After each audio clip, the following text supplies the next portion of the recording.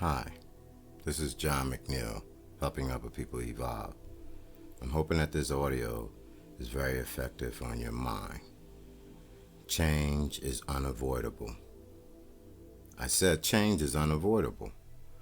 Throughout your life, change is going to happen.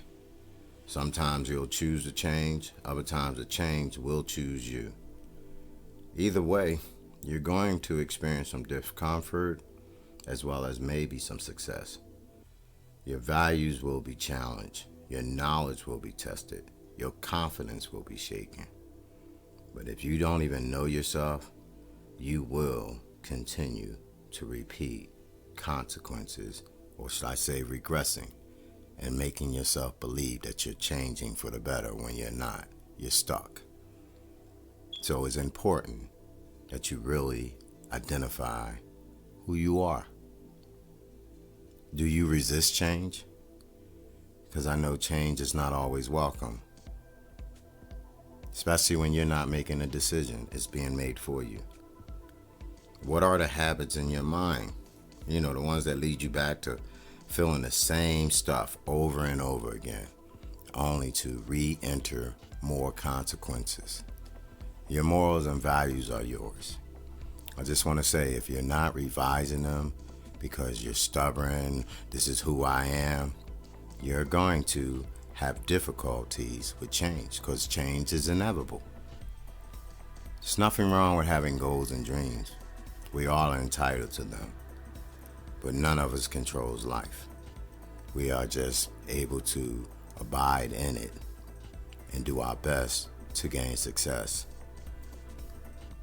Are you able to truly begin the process of making peace with yourself? How about peace with friends or loved ones? Resentments block that. But at the same time, your hurt is your hurt. But have you started healing from the hurt? Or have you suppressed it? Have you continued to compile other concerns and issues and trauma on top of them? And then eventually, you're going to erupt. But most of you know this stuff. And you're probably not even willing to sit still, drive, walk, and hear this information because it may be too truthful for you. You can't control life. You just have some say-so over what you do with life. Progression is an option. Progressing is a choice. Why do you lack courage? Or do you lack courage? Strength and wisdom to accept and deal with life on life terms is necessary. Strength is not just lifting weights on the basis of how strong an individual is. Strength can be inner. How do you strengthen your emotions? Again, are you still running off the same thoughts that put you right back in the same consequences? Feelings are a part of being human. Emotions are as well. I have to make sure that I have good people around me. And why is that? Because as I'm dealing with life, whether I like it or not, these individuals can help strengthen me to do better for myself.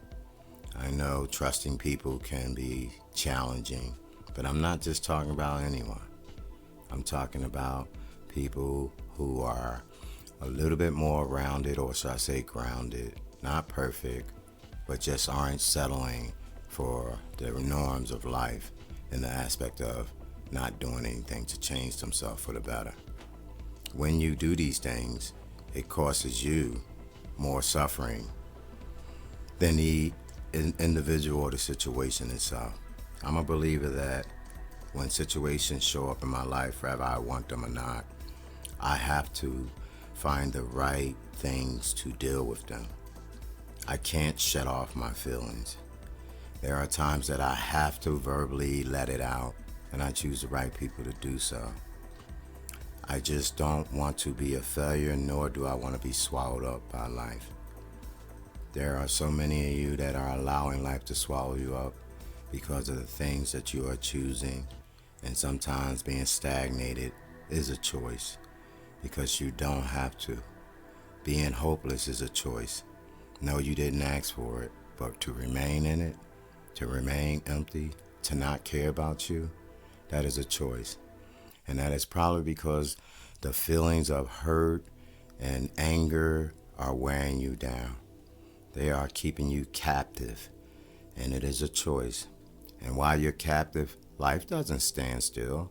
Look around you. Look at how changes are occurring. You may not agree with them, but they're going to happen, and they are happening.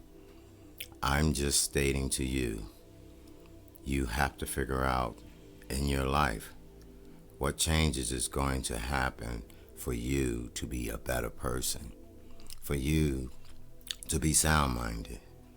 I mean, do you see every single negative or every single event as a negative? Is this a pattern for you? Do you judge even when you see others because you're so busy comparing out? How about in these relationships that you have? In the name of love, are you really having healthy love, or is this unhealthy love? Are your emotions reasoning with you that you assume that your negative emotions, reflect the way things really are when they're not? No facts. I get it.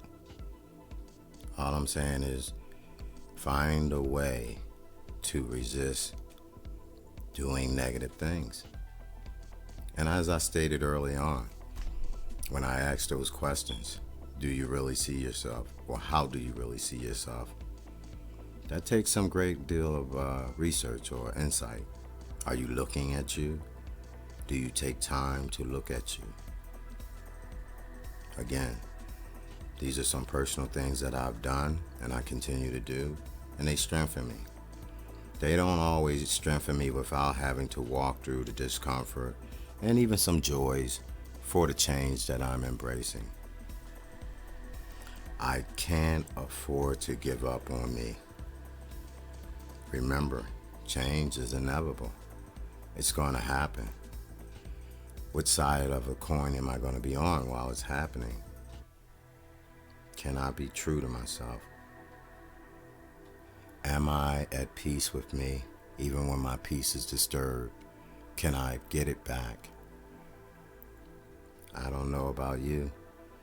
I just don't want to stay in a suffering state. I have plenty of courage to do some things that weren't right in my life. I just now gain courage to do things that are right in my life.